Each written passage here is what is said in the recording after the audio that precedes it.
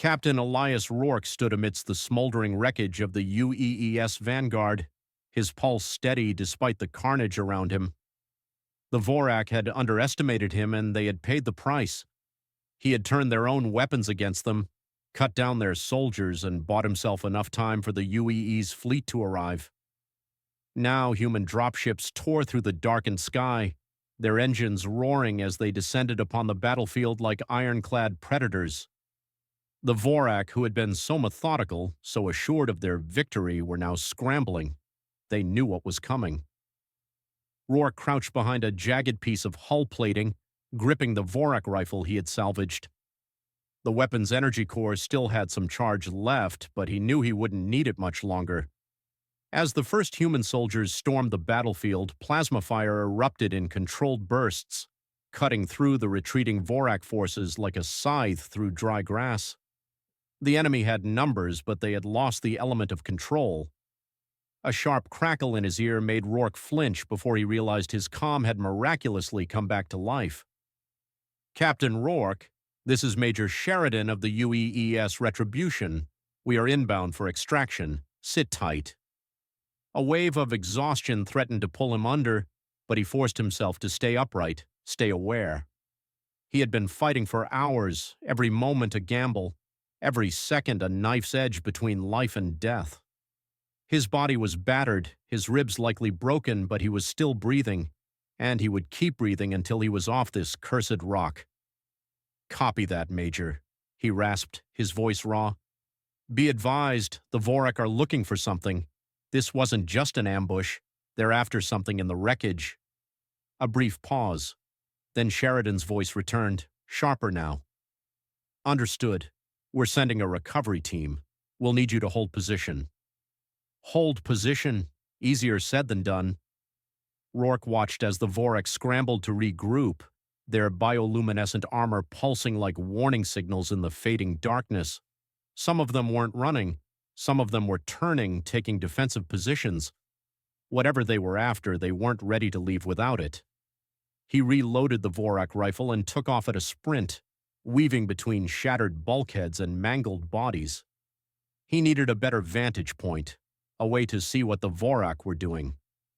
Climbing the remnants of the ship's upper decks, he pulled himself onto what used to be the tactical observation platform. From there, he could see it.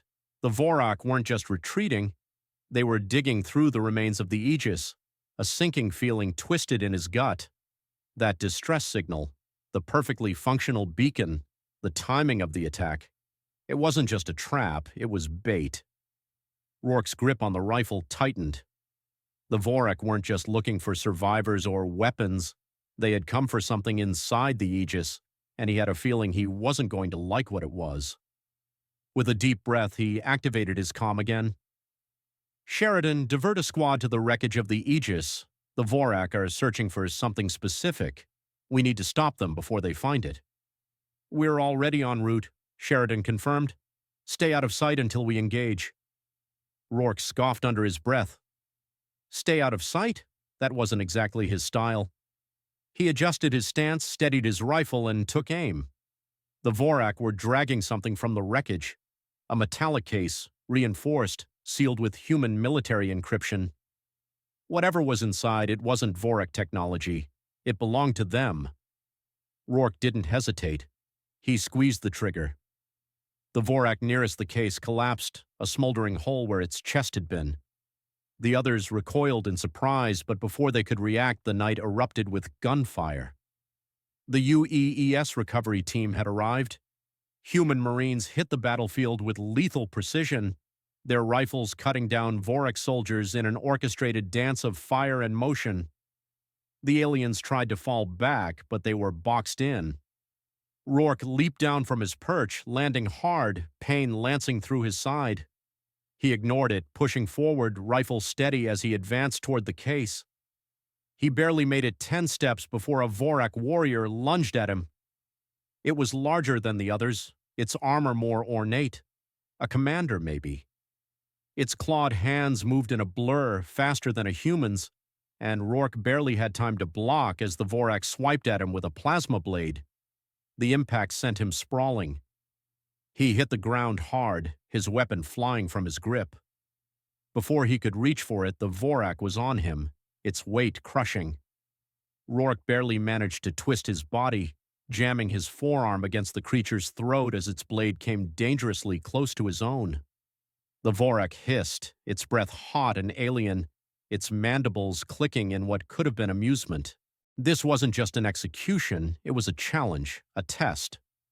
Rourke gritted his teeth. Fine, let's see who fails first.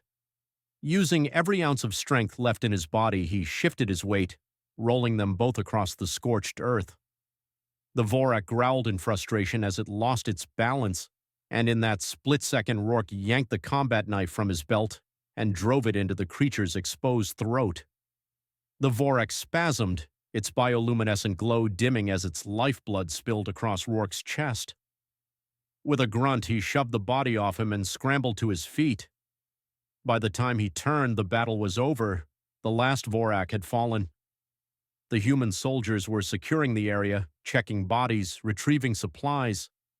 And there, at the center of it all, Major Sheridan stood over the metallic case, his expression unreadable. Rourke limped over, his breath coming in ragged gasps. "What the hell is in that thing?" he asked. Sheridan looked at him, then back at the case. "It's above both our pay grades, Captain." Rourke scowled. "Bullshit." Sheridan exhaled, then crouched, activating a holographic interface on the case. The seal broke with a hiss, the top sliding open. Inside, nestled within shock-absorbing foam, was a small obsidian-colored device. It didn't look human. Rourke's stomach dropped. "That's Vorak tech."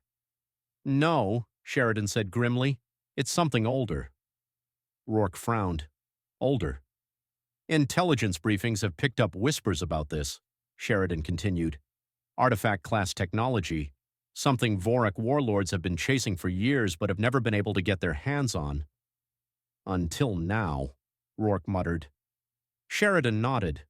"Whatever it is, it's dangerous, and they wanted it bad enough to stage this whole operation." Rourke stared at the device. He didn't like this, not one bit. He had been in too many fights, seen too many games of power and war. This wasn't just about a weapon. It was about something bigger, something far worse. The Vorak hadn't just come for a battle. They had come for something that could change everything. And now? Now humanity had it. A cold wind cut across the wasteland, carrying with it the scent of burnt metal and blood. Rourke exhaled, his hands clenching into fists. His eyes stayed locked on the obsidian device, its surface smooth and unmarked, yet humming with an energy he could feel more than hear. It wasn't just some relic, it was something alive, something waiting. Major Sheridan shut the case with a firm click and lifted it from the wreckage. "We need to move, now." The wind howled across the wasteland, carrying the scent of scorched metal and death. The Vorak had been repelled, but that didn't mean they wouldn't come back.